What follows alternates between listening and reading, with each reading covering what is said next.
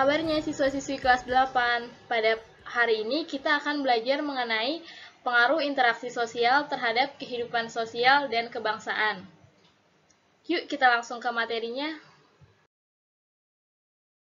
Baik, dalam materi kali ini yang akan kita bahas yaitu ada 3 materi. Yang pertama itu mengenai mobilitas sosial, pluralitas, dan konflik integrasi sosial. Khusus untuk subbab kali ini, kita akan mendalami mengenai materi mobilitas yang terdiri dari pengertian mobilitas sosial, bentuk-bentuk mobilitas sosial, faktor pendorong dan penghambat adanya mobilitas sosial, saluran mobilitas sosial, dan dampak dari adanya mobilitas sosial.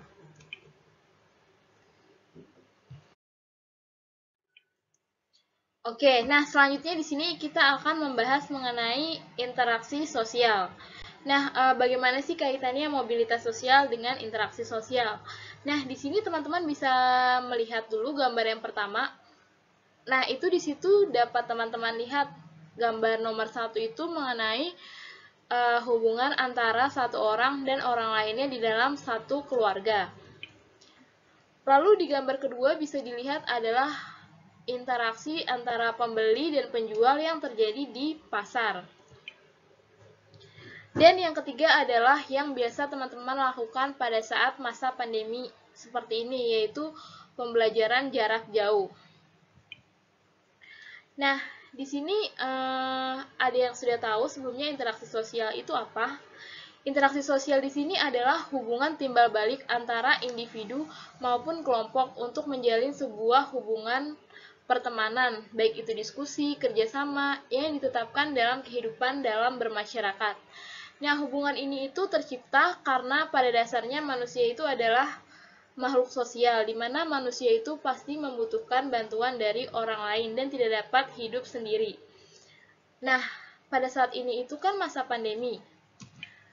Bagaimana sih kita melakukan interaksi sosial di kala masa pandemi ini? Sedangkan pemerintah sedang gencar-gencarnya melakukan pembatasan sosial berskala besar.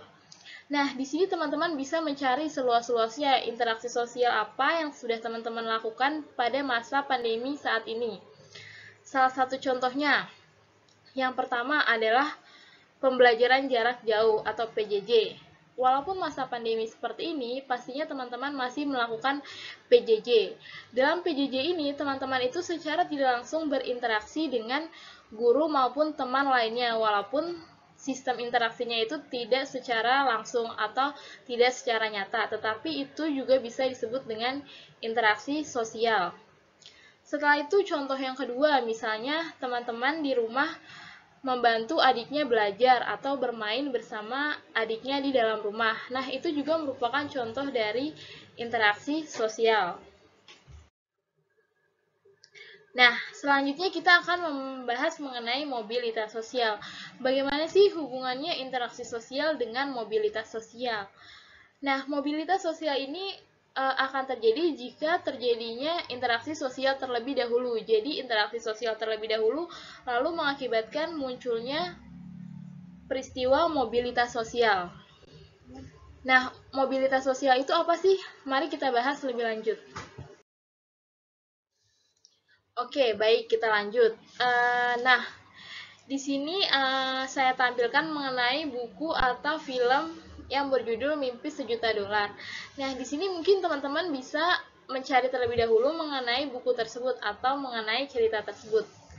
Atau bahkan ada teman-teman yang sudah membaca dan menonton kisah tersebut. Nah, kisah ini diambil dari kisah nyata seorang Meridiana. Nah, dalam buku tersebut itu bercerita mengenai kisah perjuangan hidup Meridiana untuk mencari $1.000.000 di negeri orang. Nah, kisah ini sangat inspiratif. Silahkan teman-teman baca terlebih dahulu untuk kita bisa masuk ke materi selanjutnya.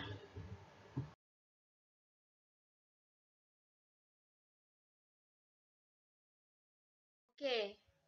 Nah, setelah kalian semua membaca atau menonton film atau cerita mengenai Mimpi Sejuta Dolar oleh Meridiana, nah sekarang saya akan menanyakan pendapat kalian mengenai cerita atau kisah tersebut. Dalam cerita atau kasus tersebut, apa yang terjadi oleh seorang Mary Riana. Nah, dalam kasus tersebut bisa teman-teman lihat sendiri bahwa Mary Riana ini mengalami perpindahan status sosial yang awal mulanya karena adanya kerusuhan di tahun 1998 yang mengakibatkan orang tuanya tidak memiliki uang, tetapi Mary Riana harus lanjut bersekolah dan pada akhirnya dapat kembali ke Indonesia dengan memiliki pekerjaan dan dapat menggapai segala yang dicita-citakan oleh Mary Riana. Lalu yang kedua, apakah ada perpindahan kedudukan seseorang? Ya, tentu saja ada. Dari kisah tersebut bisa kita lihat Mary Riana mengalami perpindahan kedudukan status sosial. Lalu yang ketiga, apa yang mendorong adanya perpindahan kedudukan seseorang tersebut atau yang mendorong adanya perpindahan kedudukan oleh Mary Riana?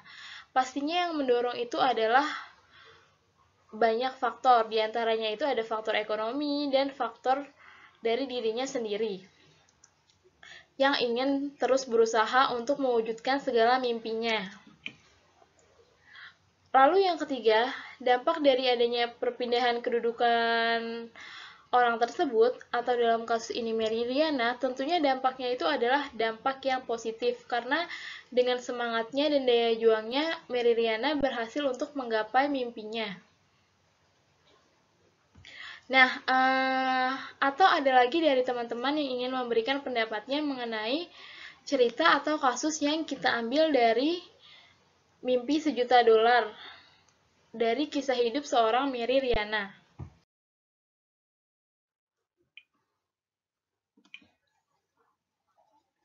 Baik, dari kisah yang telah kita bahas bersama, bisa kita lihat yang terjadi oleh Mary Riana. Nah, yang terjadi oleh Mary Riana itu adalah perpindahan kedudukan atau lapisan seseorang menuju kedudukan atau lapisan sosial lainnya yang lebih rendah maupun yang lebih tinggi. Nah, perpindahan kedudukan inilah yang dinamakan dengan mobilitas sosial. Kata mobilitas sosial sendiri itu berasal dari bahasa Latin, yaitu mobilis, yang artinya mudah dipindahkan dan banyak bergerak dari satu tempat ke tempat yang lain. Sedangkan sosial mengandung makna atau sekelompok warga dalam status sosial.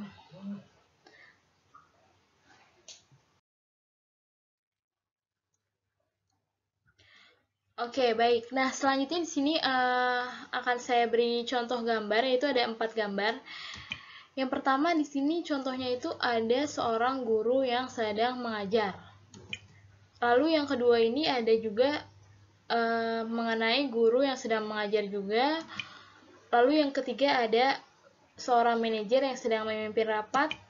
Dan yang keempat itu ada seorang ibu dan anak yang sedang melakukan pemilihan sampah yang bekerja sebagai pemulung, seperti itu. Nah, dari keempat gambar tersebut, di sini kalian bisa melihat adanya mobilitas sosial yang terjadi di lingkungan masyarakat.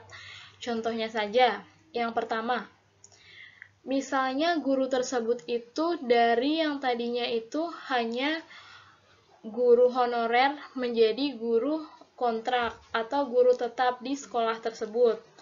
Contoh yang nomor 1. Lalu yang kedua, contohnya misalnya guru yang sedang mengajar tersebut dari yang hanya tugasnya sebagai guru mata pelajaran saja, naik jabatan menjadi wakil kepala sekolah bidang kurikulum ataupun bidang kesiswaan, ataupun bidang lainnya yang tingkatannya itu lebih tinggi. Lalu yang ketiga itu contohnya seorang manajer atau direktur yang sedang memimpin rapat. Nah, di sini terjadinya mobilitas sosial itu karena seorang manajer tersebut atau direktur tersebut sebelum ia menjadi direktur atau manajer, pastinya menjadi karyawan terlebih dahulu, tidak semata-mata hanya langsung menjadi manajer atau karyawan, sehingga adanya kenaikan lapisan kedudukan masyarakat atau yang disebut dengan mobilitas sosial. Lalu yang keempat di sini kita lihat gambar mengenai seorang ibu dan anak yang bekerja sebagai pemulung. Nah, teman-teman bisa lihat di televisi atau di handphone masing-masing, banyak sekali kasus atau cerita-cerita mengenai seorang pemulung yang memiliki anak tetapi dapat berkuliah sampai di luar negeri atau mendapatkan pendidikan yang layak hingga menjadi sukses. Nah, di situ bisa kita lihat adanya mobilitas sosial dari keluarga pemulung tersebut di dalam kehidupan bermasyarakatnya.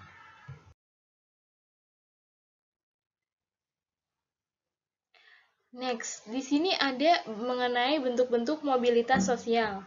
Jadi bentuk-bentuk mobilitas sosial itu dibedakan menjadi dua. Yang pertama itu ada mobilitas vertikal dan yang kedua ada mobilitas horizontal. Sedangkan mobilitas vertikal itu sendiri dibagi lagi menjadi dua jenis, yaitu ada mobilitas vertikal ke atas atau social climbing, dan yang kedua ada mobilitas vertikal ke bawah atau social sinking. Nah, kita lanjut ke jenis mobilitas yang selanjutnya, yaitu ada mobilitas sosial vertikal. Nah, apa sih yang dimaksud dengan mobilitas sosial vertikal? Mobilitas sosial vertikal itu adalah perpindahan seseorang atau kelompok dari suatu kedudukan sosial ke kedudukan sosial lainnya yang tidak sederajat, baik itu pindahnya ke tingkat yang lebih tinggi maupun ke tingkat yang lebih rendah. Mobilitas sosial vertikal ke atas atau social climbing ini adalah mobilitas yang terjadi karena adanya peningkatan status kedudukan seseorang atau naiknya orang-orang yang berstatus sosial rendah ke status sosial yang lebih tinggi. Lalu yang kedua ada mobilitas sosial vertikal ke bawah. Di sini adanya terjadi penurunan status sosial atau kedudukan seseorang karena adanya proses sosial. Nah, biasanya dalam proses mobilitas sosial vertikal ke bawah ini terjadi gejolak kejiwaan bagi seseorang karena adanya perubahan hak dan kewajiban.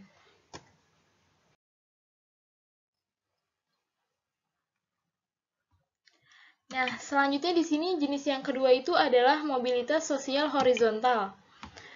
Mobilitas sosial horizontal adalah perpindahan status sosial seseorang atau sekelompok orang dalam lapisan sosial yang sama.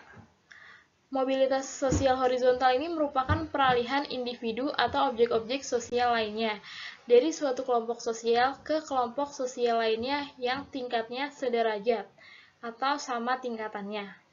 Pada mobilitas sosial horizontal ini tidak adanya perubahan dalam derajat kedudukan seseorang.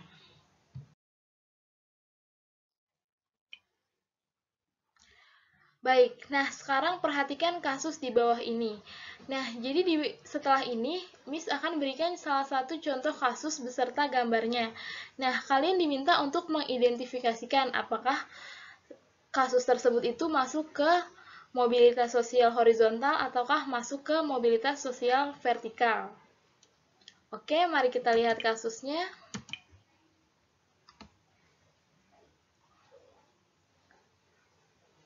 Oke, Ibu Diana adalah seorang guru di salah satu sekolah di Provinsi Papua. Sebagai guru IPS, Ibu Diana selalu menjalankan tugasnya dengan baik.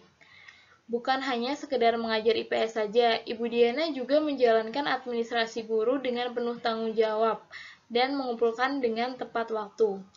Berbagai kegiatan sekolah yang menjadi tanggung jawabnya dilaksanakan baik.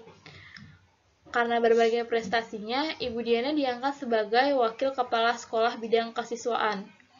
Nah, di sini teman-teman bisa melihat dari seorang guru, hanya guru mata pelajaran, bisa menjadi seorang Wakil Kepala Sekolah Bidang Kesiswaan.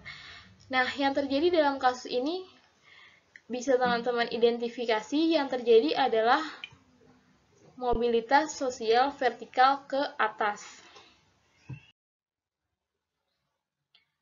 Nah, setelah teman-teman sudah mengidentifikasikan kasus-kasus yang saya berikan mengenai mobilitas sosial vertikal atau mobilitas sosial horizontal, nah di sini teman-teman bisa melihat faktor yang mendorong terjadinya mobilitas sosial tersebut. Sebenarnya, faktor pendorong adanya mobilitas sosial itu sangat banyak sekali faktornya. Tetapi di sini akan saya rangkum menjadi 6 faktor. Yang pertama, Yang pertama, adanya faktor struktural. Yang kedua, adanya faktor individu. Yang ketiga, adanya faktor sosial. Yang keempat, adanya faktor ekonomi. Yang kelima, adanya faktor politik. Dan yang keenam adalah adanya faktor kemudahan dalam mengambil pendidikan.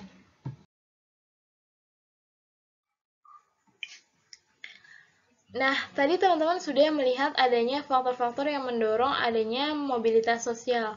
Sekarang mari kita lihat faktor yang menjadi penghambat adanya mobilitas sosial. Secara garis besar ada dua faktor penghambat mobilitas sosial. Yang pertama karena adanya kemiskinan, dan yang kedua karena adanya diskriminasi.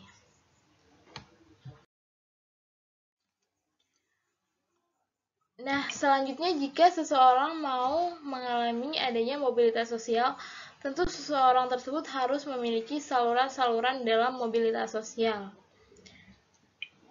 Nah, saluran mobilitas sosial yang pertama itu ada pendidikan. Yang kedua ada organisasi politik. Yang ketiga ada organisasi ekonomi. Dan yang keempat adanya organisasi profesi. Nah, selanjutnya yaitu dampak mobilitas sosial. Dampak mobilitas sosial tentunya ada yang berjenis positif dan ada juga dampak yang negatif.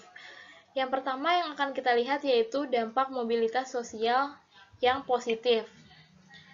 Yang pertama adanya mendorong seseorang untuk lebih maju. Yang kedua, dapat mempercepat tingkat perubahan sosial. Dan yang ketiga dapat meningkatkan integrasi sosial. Sedangkan dampak mobilitas sosial yang negatif, yang pertama itu adanya konflik, dan yang kedua adanya gangguan psikologis. Saya akhiri kegiatan pembelajaran kita pada pagi hari ini mengenai mobilitas sosial. Terima kasih dan sampai jumpa pada pertemuan selanjutnya.